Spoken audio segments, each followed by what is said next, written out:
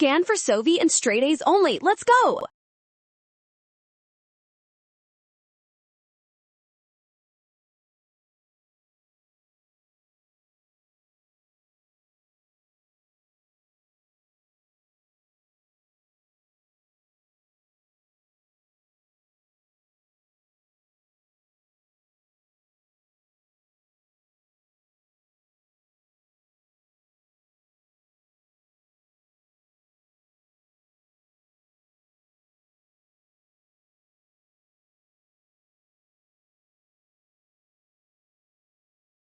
It demonstrates that the electron transport chain is functioning properly under normal light conditions. This makes it a positive control for measuring the effect of DCMU, which is option D.